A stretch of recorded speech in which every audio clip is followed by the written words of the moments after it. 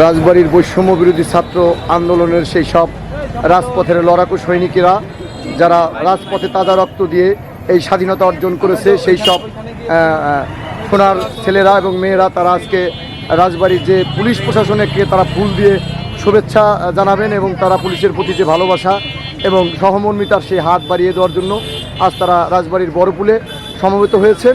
সেইখান থেকে তারা ফুল দিয়ে পুলিশকে শুভেচ্ছা জানাবেন এবং আমরা দেখতে পাচ্ছি তারা প্রস্তুতি নিচ্ছেন রাজবাড়ির বৈষম্য বিরোধী আন্দোলনের ছাত্রছাত্রীরা।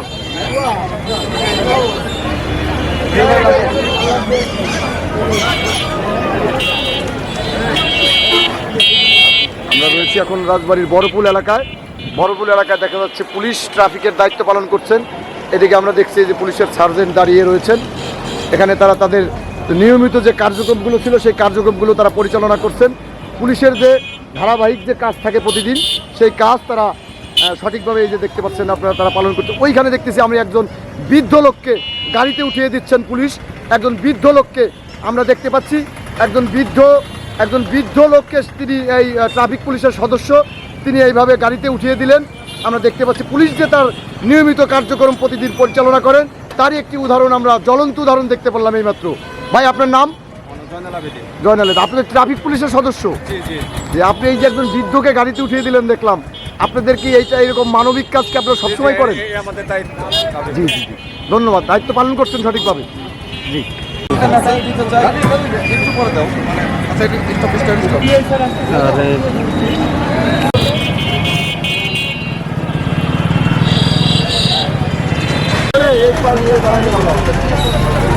দীর্ঘ সময় পরে পুলিশ তাদের কার্যক্রমে ফিরেছে, তাদের নিয়মিত কার্যক্রম পরিচালনা করছেন রাজবাড়ির বড়পুল এলাকা থেকে।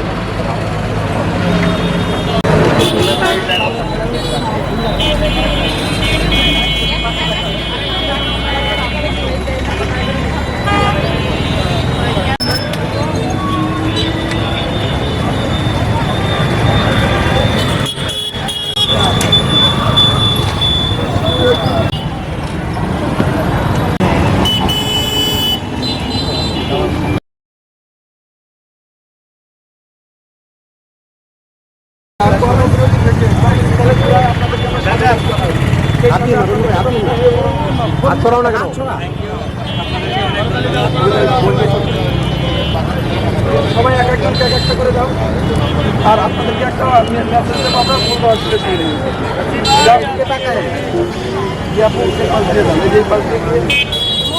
সবাইকে একটা করে দিয়ে দেন। আমাদের যেখানে জানসার ভাইরা আছে সবাই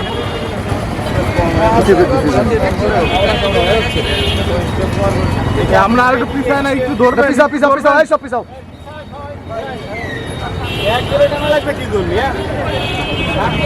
হ্যাঁ দিয়ে দাও, হ্যাঁ দিয়ে দাও।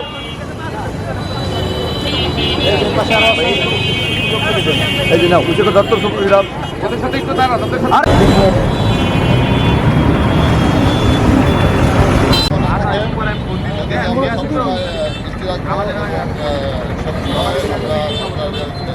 আমাদের পাশে ছিলেন, ধন্যবাদ। এবং আমরা এখন থেকে জনতার পুলিশ হয়ে জনতার যাওয়া পাওয়াকে প্রাধান্য দিয়ে আমরা কাজ করব। ধন্যবাদ।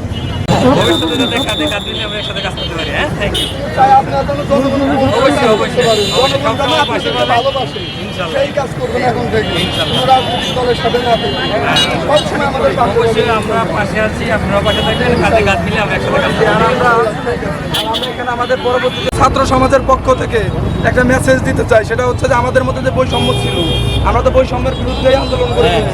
আমাদের মধ্যে কোনো সেক্টরে কোনো অবস্থাতেই বৈষম্য রাখবেন না। আর একটা মেসেজ, সেটা হচ্ছে আপনারা জনগণের সেবক, দেশের সেবক, আপনারা রাষ্ট্র এবং জনগণের প্রয়োজনে, আপনারা কোনো ব্যক্তি স্বার্থ বা কোনো রাজনৈতিক নেতাদের জন্য না। আপনারা সর্বদাই নিষ্ঠার সাথে নতুন করে দায়িত্ব পালন করবে। আগের অতীতের যত আমাদের অতীতের যত ক্ষোভ আক্রোশ আছে আমরা সেইগুলো ভুলে যাই, আবার নতুন করে শুরু করবো।